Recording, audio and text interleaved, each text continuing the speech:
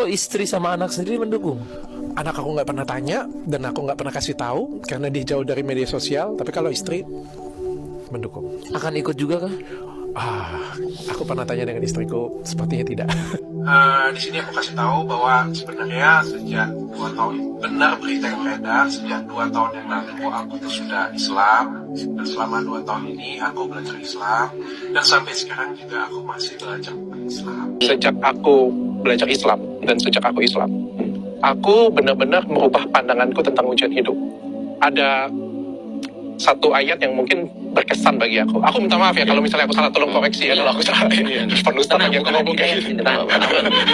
Aku ada pernah baca dan gara-gara sih ada yang lewat ya, ada yang pernah baca lewat ya gitu dan aku baca, dan tapi itu berkesan banget bagi aku tuh sekitar hampir 2 tahun yang lalu. Ayatnya kalau aku nggak salah itu ayat Al-Baqarah.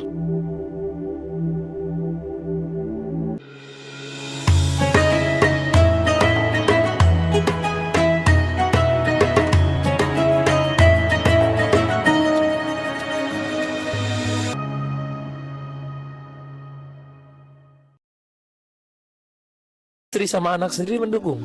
Anak aku nggak pernah tanya dan aku nggak pernah kasih tahu karena dia jauh dari media sosial. Tapi kalau istri mendukung. Akan ikut juga kah? Aku pernah tanya dengan istriku, sepertinya tidak. Oh gitu.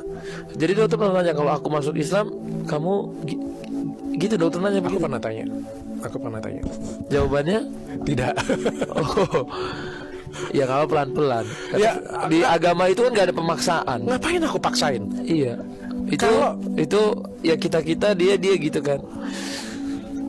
Istriku bukan ustadz. Istriku bukan pemuka agama.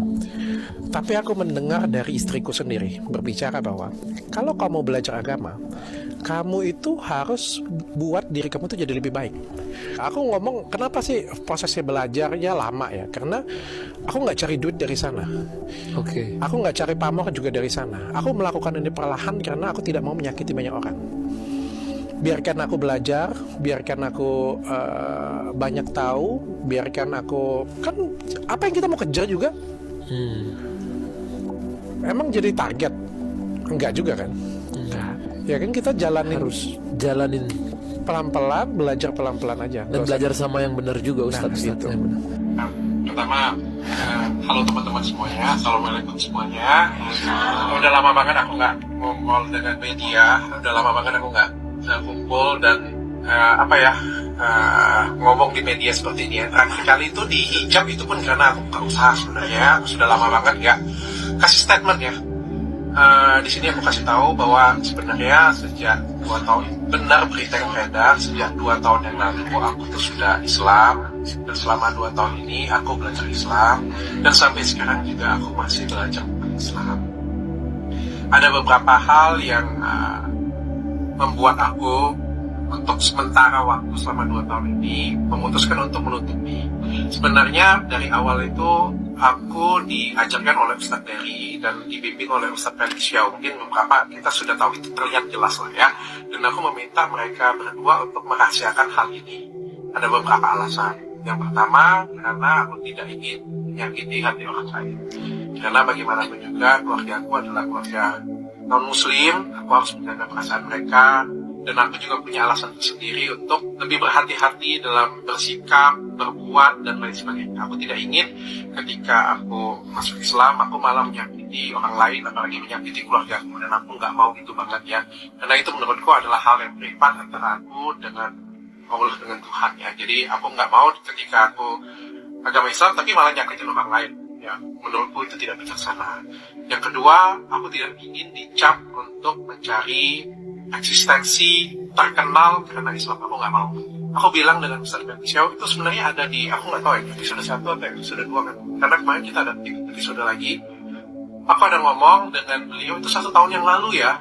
1 tahun yang lalu aku ngomong bahwa aku tidak ingin dikenal karena aku tuh Islam, karena aku malah aku nggak mau. Aku pengen dikenal karena prestasi aku pengen dikenal karena karya aku pengen dikenal karena memang diriku. Dan agama itu adalah privat aku dengan Tuhan. Yang ketiga, aku pengen kasih edukasi ke masyarakat tentang agama Islam. Aku pengen ikut berdakwah, Tapi dengan caraku, aku kan bukan ustadz, ilmu keagamaanku juga rendah banget. Jadi aku pengen bikin acara dengan teman-teman, dan itu aku buktikan dengan karya. Jadi ini hasil selama 2 tahun yang aku lakukan. Jadi aku bikin podcast, dan podcast itu juga konsepnya berbeda. Kalau semua orang bikin podcast, mungkin narasinya adalah Islam dengan Islam, sudah Muslim dengan Muslim. Ya, menurut aku sudah hal yang biasa. Dan aku pengen bikin satu POV di mana satu orangnya ini non Muslim dan ngeyel. Dan akulah yang akan menjadi orang yang ngeyel itu, yang akan bertanya dengan kritisanku, pertanyaan dengan kebodohanku, pertanyaan dengan semua pertanyaan-pertanyaan yang liar ada di masyarakat, aku tanya. Inna lillahi wa inna ilaihi raji'un. Aku menangis tadi sebetulnya, tapi banyak. Tapi aku beruntung, Pak Ustadz. Ada satu kata yang merubah pandanganku tentang ujian hidup. Dulunya aku menganggap ujian hidup itu berat. Tapi sejak satu kata ini, aku sebut aja ya, sejak aku belajar Islam dan sejak aku Islam, aku benar-benar merubah pandanganku tentang ujian hidup. Ada satu ayat yang mungkin berkesan bagi aku. Aku minta maaf ya kalau misalnya aku salah, tolong koreksi ya kalau aku salah. Penuh lagi aku ngomong kayak gitu. Aku ada pernah baca, dan gara-gara sih ada yang lewat ya, ada yang pernah baca lewat ya gitu punya, dan aku baca, dan tapi itu berkesan banget bagi aku. Itu sekitar hampir 2 tahun yang lalu. Ayatnya kalau aku nggak salah itu ayat Al-Baqarah tentang dan sesungguhnya kami itu pasti akan diuji dengan sedikit ketakutan, dengan kelaparan, dan dengan pengurangan harta. Tapi berikan kabar gembira bagi orang yang sabar, orang-orang yang terkena musibah. Mereka berkata, Inna lillahi wa inna ilaihi raji'un, bahwa sesungguhnya kami adalah milik Allah, dan kepadanya lah kita akan kembali. Orang-orang tersebut tuh akan diberikan rahmat yang sempurna, dan akan diberikan petunjuk yang luar biasa.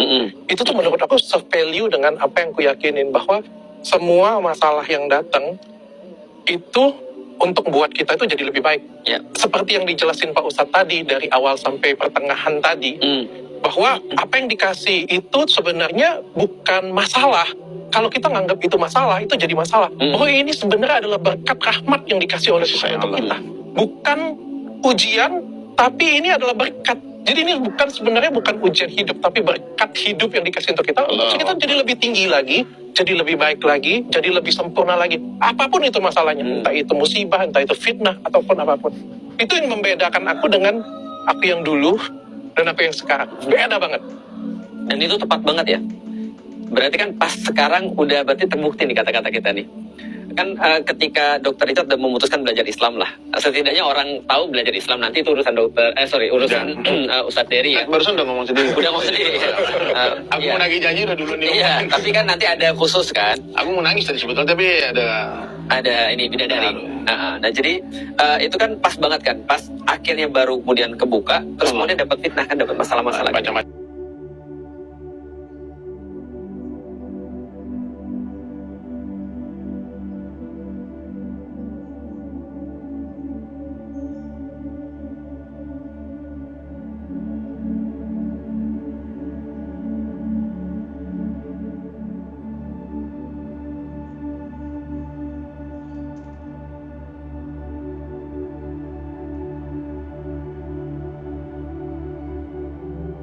Baik, Waalaikumsalam warahmatullahi wabarakatuh. Ustaz, apa yang harus diajarkan terlebih dahulu kepada orang yang ingin masuk Islam?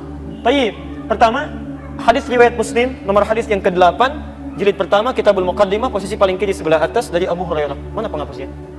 Baik. Jazakallah khair. Untuk antum, hadis riwayat Muslim, nomor hadis 1893. Masya Allah. Man dalla ala khairin falahu ajruhu mithla ajri fa'ilihi min ghairi an yanqusa min ajrihi syai'. Siapa yang menunjukkan pada kebaikan, memfasilitasi kebaikan, dia mendapat pahala yang sama dengan yang mengerjakan tanpa dikurangi sedikit pun. Antum yang ngapus, insya Allah dapat pahala yang sama dengan menulis tanpa dikurangi sedikit pun. Masya Allah. Karena itu supaya dibagi-bagi, saya nggak nulis dulu sebentar ya. Sebentar, supaya kita tahu. Hadis Muslim nomor hadis yang ke-8. Babul Muqaddimah. Kalau nggak punya hadis Muslim, kitab Muslim, cari di Al-Arba'in. Itu lebih singkat, 42 hadis. Hadis nomor kedua, hadis Jibril. Perhatikan kalimatnya. Malaikat Jibril, singkatnya, dari Umar bin Khattab radhiyallahu ta'ala anhu, datang kepada Nabi Muhammad SAW menyamar jadi manusia. Kata Umar, bainama nahnu julusun 'inda Rasulillah. Ketika kami sedang duduk santai bersama Rasulullah SAW. Antum bayangkan sahabat itu, orang-orang baik dekat dengan Nabi, dalam keadaan santainya pun ingin ngobrol santai, yang dicari orang baik. Itu manhaj kita. Jadi kalau Anda ingin bergaul dengan siapapun di kantor, bertetangga dan sebagainya, cari orang baik. Karena orang baik itu dalam candanya saja pasti ada manfaatnya. Kalau orang tidak baik, jangankan candanya, seriusnya pun bisa bermasalah. Bisa bermasalah dia. Maka mereka mencari Nabi SAW, duduk dengan Nabi. Tiba-tiba, ittala alaina rajulun syadidu bayan di thiyabi. Tiba-tiba datang seorang laki-laki di hadapan kami, pakaiannya putih bersih. Syadidu sawadi sa'ri, rambutnya hitam mengilat. La yura alaihi atharus safari, tidak nampak di wajahnya bekas-bekas capek perjalanan. Wala ya'rifu minna ahadun, dan kami enggak kenal siapa dia. Fajalasa ila Nabi sallallahu alaihi wasallam. Maka tiba-tiba dia datang duduk di depan Nabi sallallahu alaihi wasallam. Fa asnada rukbatayhi, kemudian merekatkan lututnya ketemu dengan lutut Nabi sallallahu alaihi wasallam. Wa wada'a kaffayhi ala fakhidaihi, meletakkan telapak tangannya di pahanya. Faqala, lantas dia mulai bertanya. Ini jawaban yang tadi dimaksudkan. Mal Islam, Muhammad mal Islam. Ya Muhammad, apa yang harus diajarkan tentang Islam pertama kali? Apa itu inti keislaman? Jadi kalau Anda ingin belajar tentang Islam, ingin mendalami tentang Islam, maka hadis ini menunjukkan kepada kita pokok-pokok keislaman. Jadi jangan sampai masuk Islam belajar yang tinggi-tinggi dulu, tidak. Ini dulu poinnya. Satu, antasyhada anna ilaha illallah wa anna Muhammadar Rasulullah. Engkau bersyahadat, bersaksi bahwa tiada Tuhan yang berhak disembah kecuali Allah Subhanahu wa taala, dan cara menyembah Allah ikuti tuntunan Muhammad sallallahu alaihi wasallam. Makanya syahadatnya dua. Mengakui Allah sebagai Tuhan yang disembah, yang kedua mengikuti Nabi, mengakui Nabi sebagai Rasul yang harus diikuti dengan cara menyembah Allah Subhanahu wa taala. Jelas di sini? Nah, karena itu kalau ada seseorang misalnya mau masuk Islam, pertama syahadatkan dulu. Langsung aja, nggak usah banyak pembukaan ya. Saya perhatikan ada orang mensyahadatkan diajak istighfar dulu. Istighfar dulu ya. Bapak itu banyak dosa sebelumnya Pak ya. Sekarang mau masuk Islam, alhamdulillah ya. Betapa dosa yang banyak kan diampuni oleh Allah. Pembukaan sampai setengah jam. Baik, Ibu Bapak sekalian, mohon izin ya. Keterangan Quran mengatakan, mohon izin, Allah itu tidak akan pernah menerima istighfar yang belum bersyahadat. Tidak ada faedahnya Anda istighfar, karena Anda belum bersyahadat. Jadi istighfar itu kan permohonan ampun. Non-muslim bermohon ampunan pada Allah, nggak akan nyambung. Nabi aja memintakan ampunan bagi yang belum beriman, nggak diterima oleh Allah. Ya, Nabi Ibrahim memohon ampunan untuk bapaknya. Nabi Nuh alaihissalam mohon ampunan untuk anaknya, karena dia belum mau berislam, nggak diterima. Jadi yang akan diterima adalah ketika dia bersyahadat dulu. Ketika bersyahadat, gugur semua dosanya. Hati-hati. Ketika Anda memberikan kalimat-kalimat panjang, ayo istighfar, tiba-tiba meninggal dunia, belum bersyahadat, siapa yang tanggung jawab? Langsung aja, bismillahirrahmanirrahim. Asyhadu an la ilaha illallah. Asyhadu anna Muhammadar Rasulullah. Sampaikan kalimatnya. Setelah itu, tidak cukup dengan bersyahadat. Quran surah ke-47 ayat 19. Tayyib fa'lam annahu la ilaha illallah. Mesti punya ilmu, belajar untuk meyakinkan bahwa tiada Tuhan selain Allah. Setelah itu belajar tauhid. Tauhid rububiyah, tauhid uluhiyah, tauhid asma was sifat. Jadi setelah masuk Islam, yakin Allah sebagai Tuhan, pelajari bagaimana keadaan Allah itu, sifat-sifatnya. Allah punya sifat apa saja? Kalau ingin berdoa bagaimana? Bagaimana menetapkan ketuhanan Allah? Sehingga ketika dipersoalkan oleh orang lain, Anda bisa menjawab. Kenapa kamu menyembah Allah bukan menyembah Tuhan yang lainnya? Kita bisa jawab.